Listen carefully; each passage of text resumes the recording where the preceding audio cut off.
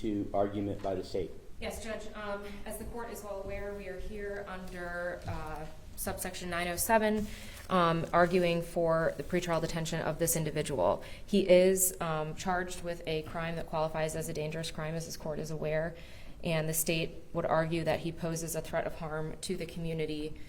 Specifically, Judge, what I think is relevant and why the state wanted to make sure we saw the video in question and looked at the condition of the body is when we consider disregard for safety and for future risk. I think that not only obviously the obvious of committing or being alleged to have committed a homicide and a shooting in and of itself is a dangerous act and presents a danger to the community, but specifically if we consider in this case the additional attempts that were taken by this individual or alleged to have been taken by this individual to conceal that action. The bleach stains on the carpet, leaving the body in an abandoned field for what ultimately ended up being 9 days, resulting in the condition of the body. The duct tape that was used, the duct tape that was then found in the home, which indicates a reliability as far as the individual who was responsible for that duct tape. The alleged attempts that were available. And the state will concede that the video is far away and small, and so to the extent that the court wants to rely on it, but regardless of if the court finds the detective's testimony about the attempts to set the victim on fire, it seems undisputed when you watch that video that there is a fire type element. You can see what looks to be lights and a spark. And so I do believe that the evidence of trying to conceal his actions are present before this court. And so again, in addition to the facts as it relates to the homicide itself, I would just encourage the court to consider that when it relates to disregard for safety and as far as future attempts to or a future harm to the community, in addition to the shooting itself, the bullet wound that we can see that was confirmed by the medical examiner's office, cause and manner of death, and all our, I guess, for lack of a better term, traditional homicide elements that we have here. I would also just point to, as far as evidence of this individual being responsible, we have the 911 call where he identifies himself, indicates that he was involved in a homicide, his cell phone placing him near the scene. We have the text messages where the victim is corresponding with the defendant, arriving at that home, as well as her GPS data that law enforcement has indicating that she was last known to be at that house. And so for all the reasons that all the reasons that the detective has articulated, the evidence before this court, and the arguments that we've made, we ask that you hold him and grant our pretrial detention motion. All right, defense? Judge, with regards to the 904 basis on which the state argued they're going forward, it requires there to be an analysis of past and present patterns of behavior.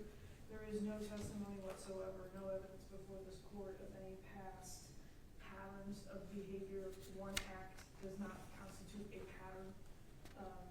With regards to this and the allegation of harm to the community, the evidence that was presented to the court is that there was an incident that occurred on the 10th or the 11th of September that Mr. Hawker 9 or 10 days later on the 20th of September called 911 and was taken into custody thereafter. There is no assertion that there was any danger to the community during that 9 or 10 day time period. There is no pattern of any type of behavior by Mr. Hawker. There's a lot of speculation that has been presented to the court. The video that was presented does not indicate the clothing of the person. Allegedly, there's some other video that we may or may not know anything about, but the state has not proven the elements that are necessary for this court to grant this motion. The charges have been filed. Mr. Hawker is a juvenile, we know that without question. He does not have a financial basis to meet any type of bond. If the court were to set a bond, we would request a low bond. The state has not met their burden to prove that he is a danger to the community. We'd ask you to deny the state's motion. When you say the pattern of activity under 904, which I don't see 904 cited in their motion. I see 907, 04, 15. If I said 904, I misspoke. I meant 907, and the very first sentence under item number 1 cites based on the defendant's past and present patterns of behavior. Oh, I see. Okay.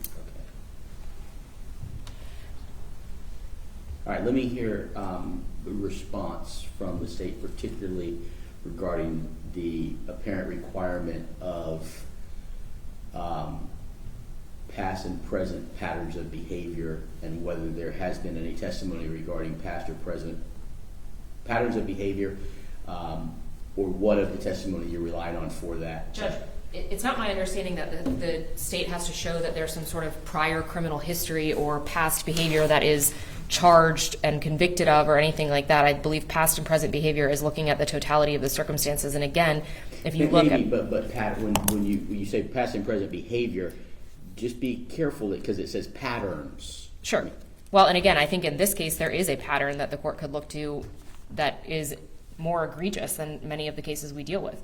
I think if you consider a pattern of behavior, not only did this individual allegedly shoot somebody, but then he took steps to remove her from his home, place her into a, for lack of a better term, body bag, duct tape her up, leave her in a field, abandon the car that he took to get there, then attempted to clean up his home with bleach and conceal the evidence of his crimes, hence the tampering.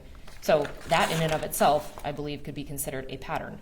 Again, and the other factors, this is it's past and present behavior criteria in the statute and other relevant facts. And so the state would suggest that the court take that all in totality and not merely focus on past behavior.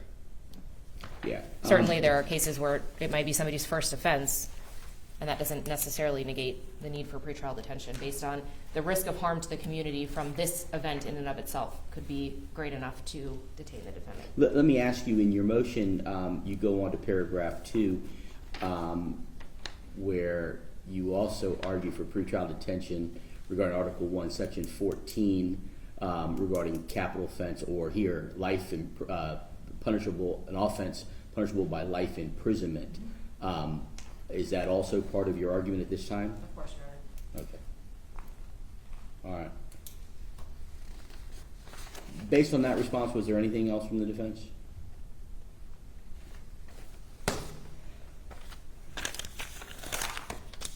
Briefly. I would just be repeating what I said Okay. before. All right.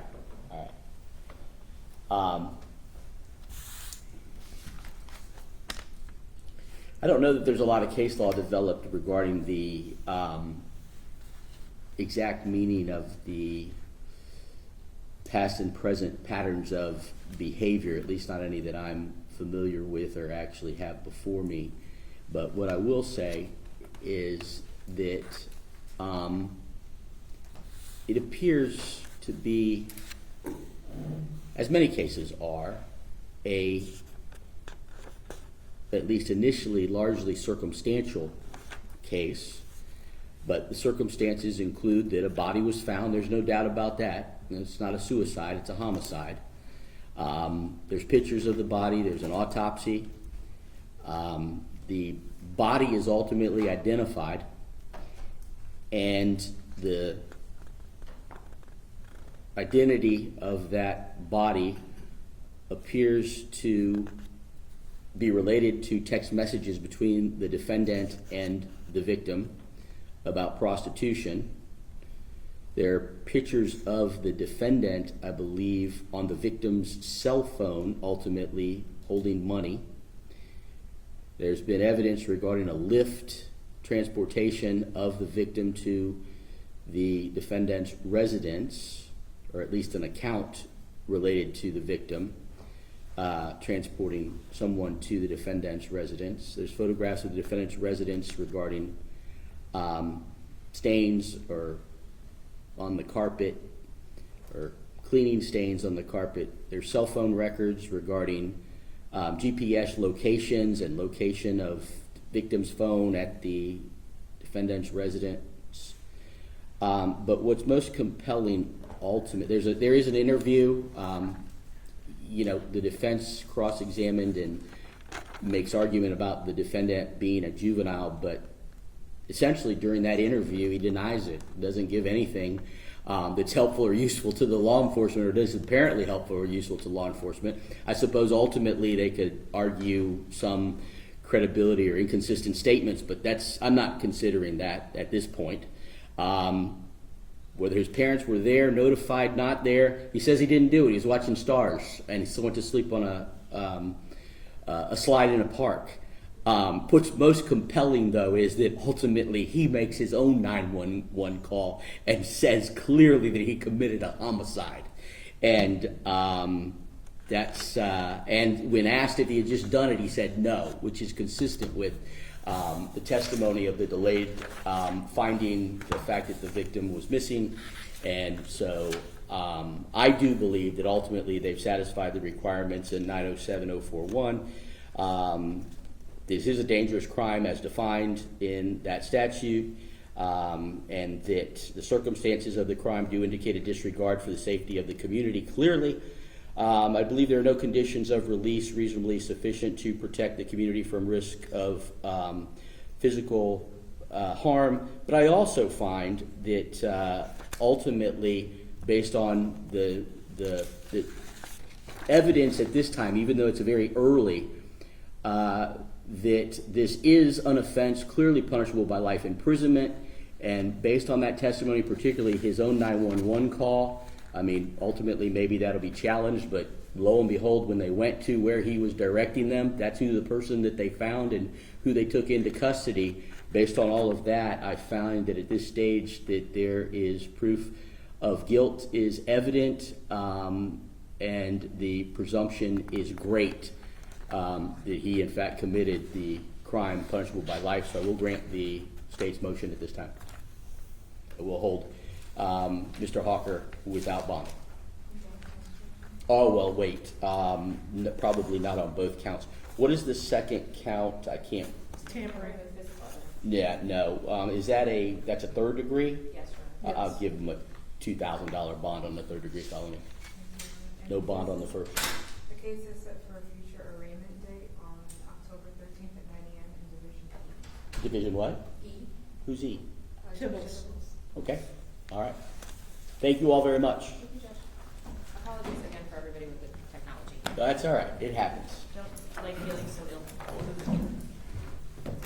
This courtroom isn't the I knew necessarily. they didn't have a CD player, but